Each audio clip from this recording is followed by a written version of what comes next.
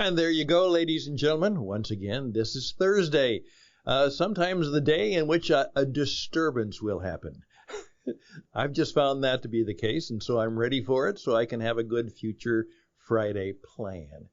Hey, this is Stan Houston with Interesting Ideas, and we are continuing this week talking about that idea from an ancient prayer in the Hebrew Scriptures where a guy named Jabez prayed to God to expand his territory. And that's always been quite a controversial statement. What does it mean to expand your territory? And we've been talking about perhaps some other things that you might want to expand that might be a little bit different than expanding your territory. So hopefully this might also be helpful to you as we begin.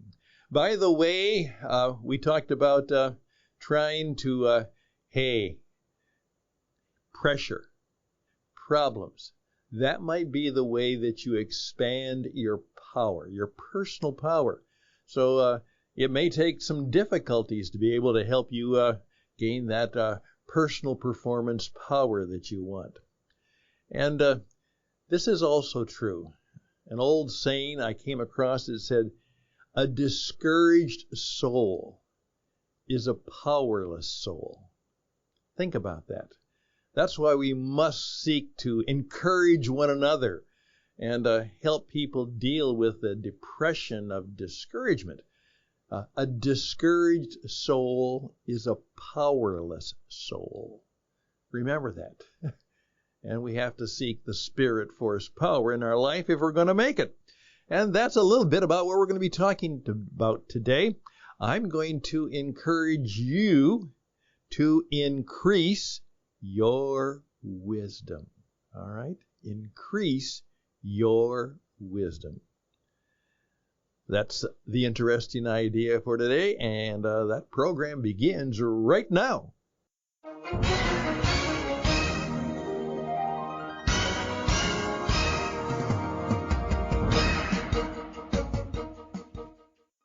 Well, again, here, let's begin. Increase your hospitality. How many of you are thinking about the CHO, your Chief Hospitality Officer? Well, let's go back to the story. A number of years ago, when I returned from our volunteer mission work, I had a friend who was trying to help me find employment because, as my wife said, here we are after 20 years of marriage, and we have no house, no car, no job, no money. We're broke and have a kid in college. That's just exactly what I was hoping for when I married you 20 years ago. Obviously, she was not very happy, and I remember that difficult time. But that's where we were at, and one of my friends was trying to help me get a job because, I'd been trained by the BBC. I'd done international broadcast work. I'd been a teacher and a broadcaster for many years. I was certainly not helpless and certainly not trying to be hopeless, but I needed work. Got to find a job, got to pay the bills. And he arranged for me to talk to one of the major companies where he had a position in Minneapolis, and that was nice. And so I got, dressed up, all of that, and went in and ready to do it. And it went fairly well. I didn't get the job, and there were probably some reasons for that, but who knows all of the reasons. But I remember the interview so well because there was this incredible question which I've never forgotten. After we'd had our conversation, I told him a little bit about my background and supposedly what I could do. He just paused, kind of looked straight at me, and said, Mr. Houston, you've had a lot of experience in life. Really, I'm amazed by some of the things you've done all over the world. Mr. Houston, tell me something I don't know. How would you answer that question? Tell me something I don't know. Well, I tried to put my best together, and I then said, well, I don't know, but here's an idea that I came up with recently working, trying to put some thoughts together, and I shared the idea with him. Held my breath. Kind of cocked his head. Said, well done. That's good. That's good. Yeah. Kind of passed the test. Now, sometimes when I want to actually shock people or to get them to think differently, I just simply say, can you tell me something I don't know? You know what? That's what wisdom may be about.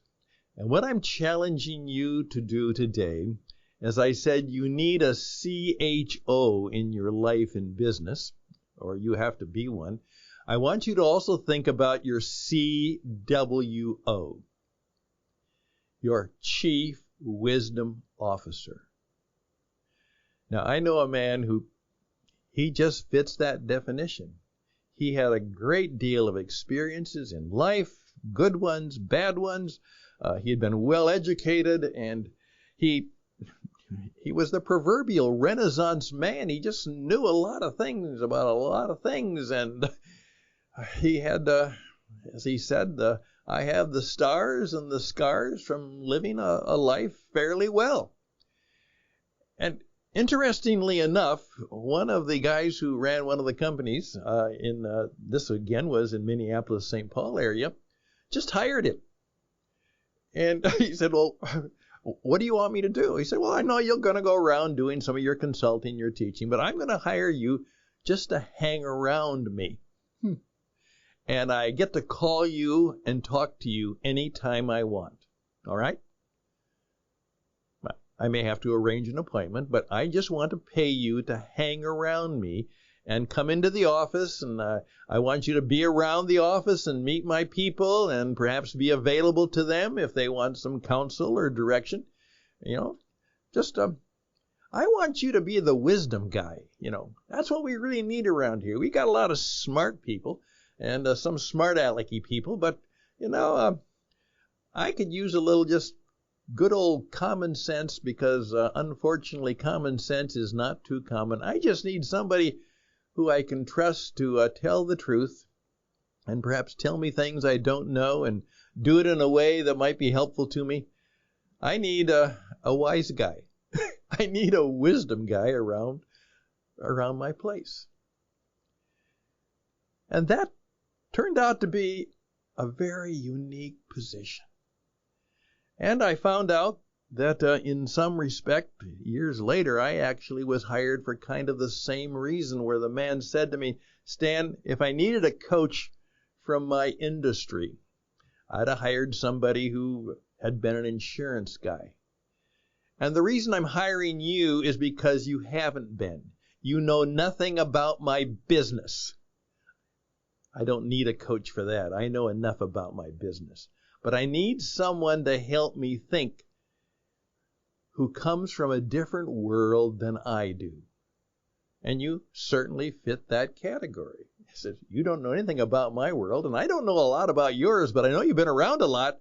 So that was part of the work we did. Now, we had a little more specific assignment, but the idea was that what we all need in life is somebody who we can trust. Somebody who will tell us the truth when we need truth telling. Somebody who has just kind of an extra sense of wisdom about them. And what makes it tolerable is they aren't a wise guy. They aren't a wise you-know-what. And you can obviously put your own title into that. That because they're wise, they also have a deep sense of humility. The reason they're wise is they know so much that they also know how much they don't know. Tell me something I don't know. And the reason they can tell other people things they don't know is because they may know some of those things, but they're also wise enough to know. I oftentimes admired one time the comment made by President George Bush.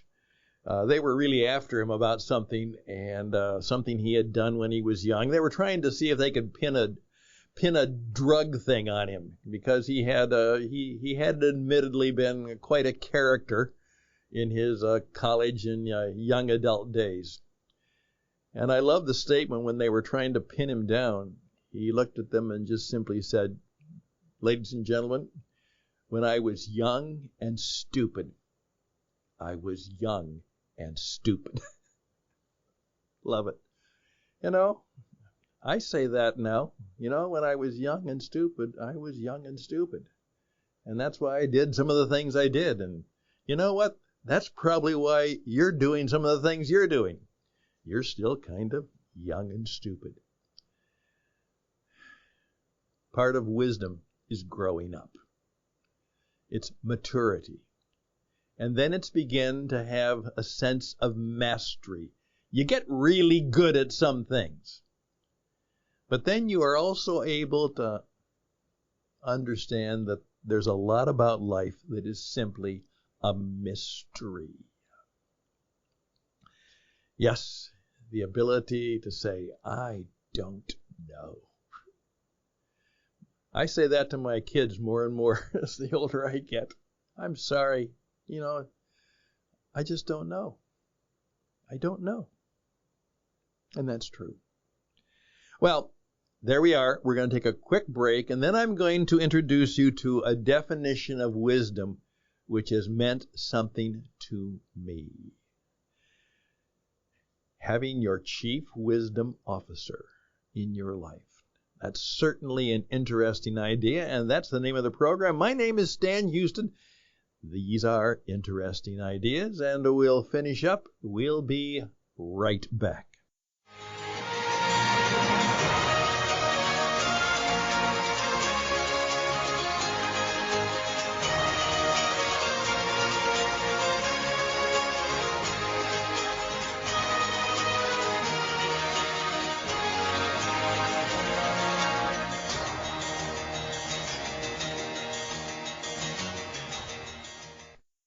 One of the persons I wish I had been able to meet, and I envied one of my friends who literally had met him at one time, but his name was Eugene Peterson, and he was a pastor, but he was more than that. He was a man of uncommon wisdom. He was a thinker, a counselor, a gentleman who really had a lot of ability, and he actually took the Bible, and he didn't really translate it. What he did is as he said, he put it into a very modern way of speaking, and he gave it a different name. He just simply called it The Message.